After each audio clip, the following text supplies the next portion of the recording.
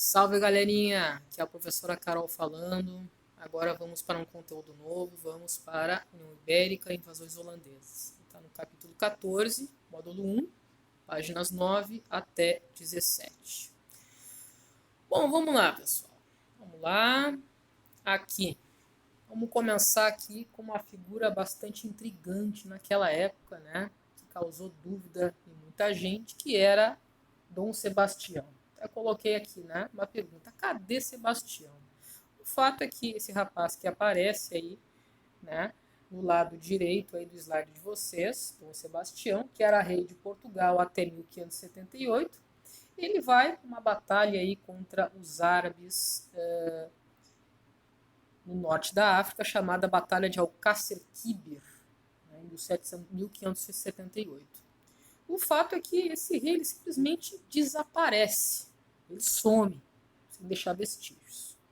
E o que era pior, gente? O Dom Sebastião ele não deixou nenhum herdeiro, não deixou ninguém para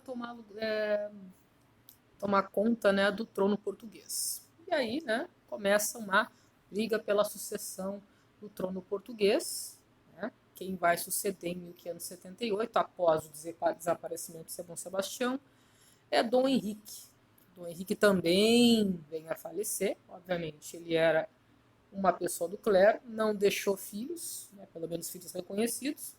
E aí vai entrar a figura, né, do Filipe II.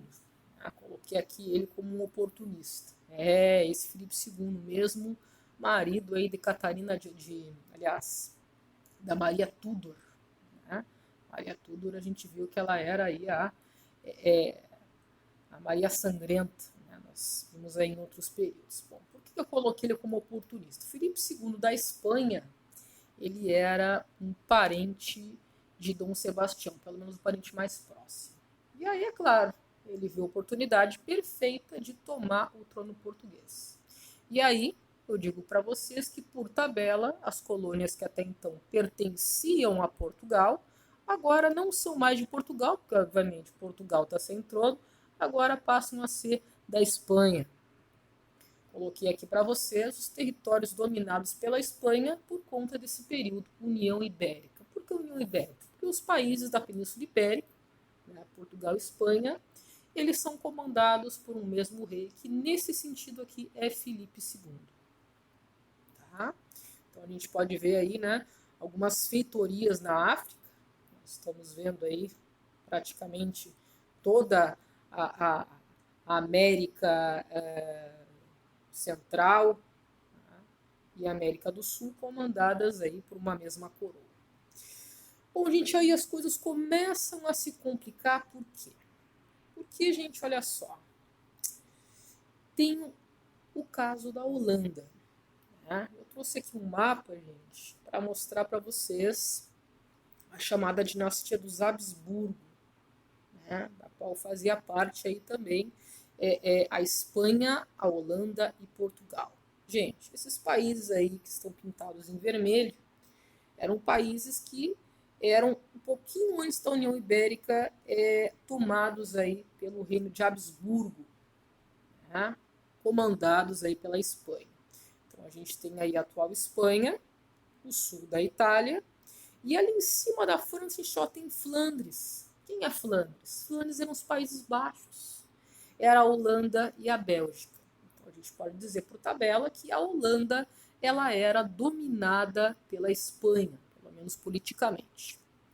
Tá, mas o que isso tem a ver com a história toda? Tem a ver, gente, que a Holanda, antes da União Ibérica, era uma grande parceira dos colonos portugueses, né, e até mesmo de Portugal, na produção de açúcar no Brasil. Né? Eles davam a tecnologia da época, que era para construir os engenhos, e os portugueses, através da exploração da matéria-prima, que era o açúcar, forneciam essa matéria-prima para distribuir esse açúcar na Europa. Isso tudo vai se complicar, gente. Por quê? Vai se complicar porque a Holanda ela consegue a sua independência do Reino da Espanha em 1568, né, a independência da Holanda. A gente está vendo aí uma imagem, né, de Filipe II assinando meio a contragosto, né, a independência da Holanda. assinou a independência da Holanda e foi colocado o seguinte: a partir deste momento, já que vocês são independentes, vocês não vão fazer parte mais aí do comércio de açúcar com os países ibéricos, pelo menos com a Espanha. Né? E como por tabela, em 1580, o Brasil também é da Espanha, nesse sentido, a Holanda não poderia mais comercializar com o Brasil, ou seja, com o comércio de açúcar. Bom, eu coloquei aqui um esqueminha para vocês entenderem essas relações entre Portugal, Espanha e Holanda. Né? Então, gente, Portugal, relações econômicas com a Holanda antes da União Ibérica, ou seja, Portugal explorava açúcar no Brasil, a Holanda refinava o açúcar e ambos, ou seja, os dois, distribuíram açúcar na Europa. Isso antes da União Ibérica. Tá? A Espanha, antes da União Ibérica, Portugal e Espanha já haviam acordado o Tratado de Tordesilhas. Tá? Isso em 1494. Holanda, os Países Baixos. Né? A Holanda era domínio político espanhol até 1568, quando ele declarou sua independência. Quando a União Ibérica ocorreu, a Holanda passa a ser inimiga de Portugal também, né? A tabela começa a ser. Já que Portugal e Espanha passam a fazer parte da mesma coroa. Né? Então, o fato é que agora a gente não fala mais só em Portugal, a gente fala de União Ibérica. Né? A gente está falando que agora o Brasil é uma possessão espanhola por conta da União Ibérica. Né? Então, por conta disso, por conta dessa rivalidade ocorrida aí por conta da independência da Holanda, a Holanda não poderia mais comercializar com o açúcar no Brasil. Ah, mas eles tinham relações com Portugal. Não, tinham relações com os portugueses. Agora não tem mais, não existe mais a coroa portuguesa, existe só a coroa espanhola que comanda Portugal, Espanha e as colônias que até então eram de Portugal. Bom, gente, o que a Holanda vai fazer?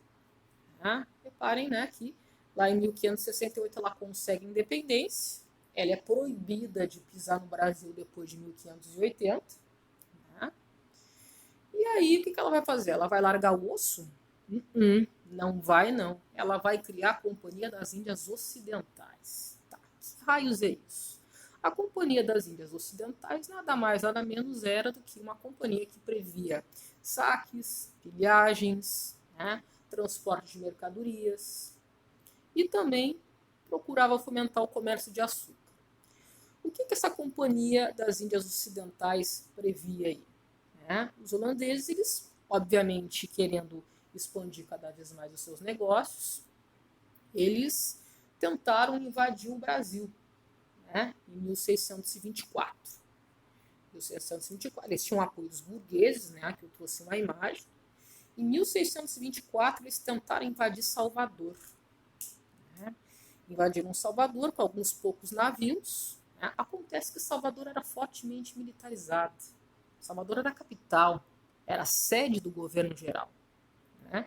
Em 1625, os holandeses não resistiram e acabaram tendo que bater em retirada. Largaram o osso? Não largaram o osso. O que eles resolveram fazer? Alguns anos depois, em 1630, eles decidiram invadir Pernambuco, né? Que era uma capitania, né? Que era o centro da produção de açúcar. Aí, né, eles começaram a fomentar cada vez mais as relações com os colonos portugueses que estavam no Brasil, e prestem muita atenção, existe uma diferença entre os colonos portugueses que estavam no Brasil e a coroa portuguesa que já não tinha mais. Né? Então, essa relação, ela, pouco a pouco, ela foi sendo amistosa. Né? Os holandeses continuaram com o negócio de açúcar, reativaram muitos engenhos. E aí eu trago a importância, né? Aqui tem a imagem do engenho de açúcar. Aqui eu trago a importância, gente, de uma pessoa chamada aqui, né, de um homem chamado Francisco Calabar. Né? O Francisco Calabar, aí, que ele está à direita, ele foi um dos responsáveis aí, né, por auxiliar os holandeses nessa, digamos assim, desse domínio com os engenhos. Né?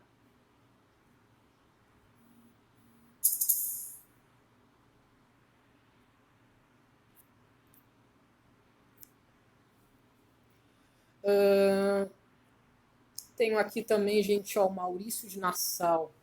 Né? Maurício de Nassau, ele foi um grande administrador aí, né, da Companhia das Índias Ocidentais. Né? Ele vai ser um dos grandes responsáveis aí por modernizar Pernambuco, né, por modernizar Recife, em especial, vai construir muitas pontes, certo? Ele vai ajudar a construir, né, um jardim botânico, um zoológico, né? Ele vai recuperar algumas feitorias na África, o que vai ser muito importante aí para o comércio de escravos, em termos aí de economia e mão de obra, vai ser um bom negócio nesse sentido, né?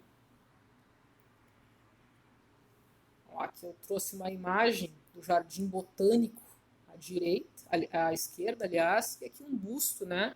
Busto não, uma estátua, né, de Maurício de Nassau no centro de Recife, né, que permanece até hoje, certo? Bom, gente, outra coisa que, aliás, muitas coisas que Maurício de Nassau fez aí quando ele passou a ser administrador aí da companhia, né, no Nordeste. Ele vai incentivar a construção, aliás, do Observatório Astronômico, né, de Recife, que ele foi uma referência na América dessa época, por volta de 1637. Né? Bom, gente, outra coisa que ele vai fazer, né, ele vai ser bastante favorável à tolerância religiosa. Ele mesmo era um calvinista, né? Ele pretendia, né, fazer dessas regiões ocupadas aí pelos holandeses, regiões que eram livre da Inquisição, né? Essas regiões que eu coloquei aqui no mapa para vocês. Só que o que vai acontecer? Alguns membros da Companhia das Índias Ocidentais não estavam gostando nem um pouco dessas mudanças, né, e transformações que Nassau estava empreendendo em Recife, porque eles achavam muito caras, né, muito dispendiosas, né, muito caras.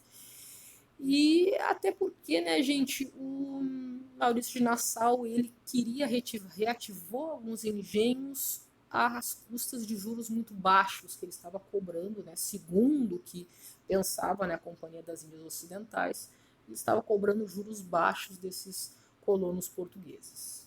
Né? Então, por conta da pressão exercida aí pela Companhia das Índias Ocidentais, ele foi obrigado, né, a sair do Brasil, certo? Bom, gente, eis que em 1640 existe a Restauração Portuguesa. Pois é. O que acontece, gente? Nesse período, o trono português ele é restabelecido. Tá, mas como assim? Apareceu um filho desaparecido aí, um parente do Dom Sebastião, ele voltou depois de 60 anos. Não é nada disso. Nada disso. O que vai acontecer, gente? A Inglaterra, né, com muitos interesses econômicos, né, e pensando em mexer os pauzinhos aí contra a Espanha, ela vai apoiar, né, um fidalgo, ou seja, era um nobre português, né, de grandes propriedades de terra em Portugal, a tomar esse trono, tomar, né, a monarquia em Portugal, a dinastia de Bragança. Né? E aí, né, esse chamado Dom João, que aparece na imagem aí para vocês, né, com uma bandeira, né, com os braços para cima, ele vai tomar o trono português através de um conflito com a Espanha. Então, de um lado, você tem a Espanha, só que de outro vai ter a Inglaterra, Portugal e também a Holanda, né, já que a Holanda era inimiga da Espanha. Bom, trono português restabelecido, outros problemas começam a acontecer. Que problemas? Gente, o Nassau ele tinha relações muito boas com a população do Nordeste da época, especialmente com os comerciantes. Até porque o cara ele era camarada com os juros baixos que ele cobrava em relação à construção dos engenhos. Então, gente, ó, o que vai começar a acontecer também? Vai ter uma crise na produção de açúcar. Até porque os novos administradores que passam a vir para o Brasil substituir Nassau, eles não são tão camaradas assim. Eles passam a cobrar juros mais altos ainda em relação aí à produção de açúcar e à construção de engenhos. E aí os colonos, né, lusos, né, os portugueses, começam a ficar bastante descontentes. Não, peraí, o Nassau, ele não cobrava. Não, o Nassau já era, meu filho. O Nassau já voltou para a Europa. Aí, né, os portugueses começam a ficar cada vez mais descontentes com os juros e com, né, o valor que eles têm que pagar por conta da produção de engenhos. Né, começam a se revoltar pouco a pouco, até que, né, aquela tolerância religiosa, né, que os holandeses, né, especialmente Nassau, estava permitindo no Brasil, começa a apertar. Em dado momento, os católicos eles não podiam praticar suas crenças. Isso lá do Nordeste, depois aí de 1640. Bom, gente, o que vai acontecer? Em 1645 tem a chamada Insurreição Pernambucana. Pois é. Aí eu tenho de um lado os colonos portugueses, e eu falo em colonos portugueses, gente. Eu não estou falando da coroa portuguesa, não. Por que não está falando da coroa portuguesa? Porque, gente, veja bem, né? Quando Portugal restaura o trono, né, ela faz um acordo com a Holanda em 1640. Esse acordo era uma trégua militar, ou seja, uma trégua, a chamada trégua dos 10 anos. Portugal não poderia entrar em conflito com a Holanda. É um acordo. Então, nesse primeiro momento, gente, 1645, né, Portugal, no caso, né, não enviou tropas para expulsar os holandeses do Brasil.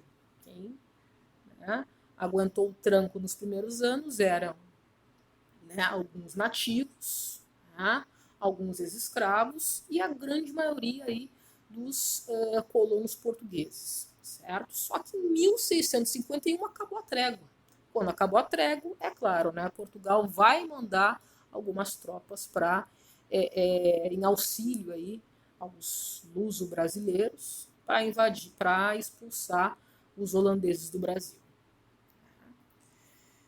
1645, 1654, a 1654, quando, né, temos a insurreição pernambucana, até que a Holanda ela vai assinar um tratado com os portugueses que é chamado Acordo de Haia. Era uma troca. Né? A gente só vai sair do Brasil se vocês fizerem o seguinte com a gente. Ó, Portugal pagou uma indenização de 4 milhões em moedas portuguesas. Tá?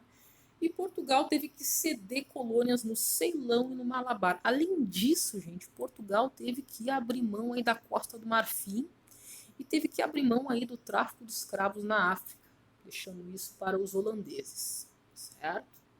Então, em 1661, aí, né, a Holanda acorda, né, ou seja, em termos de acordo, né, ela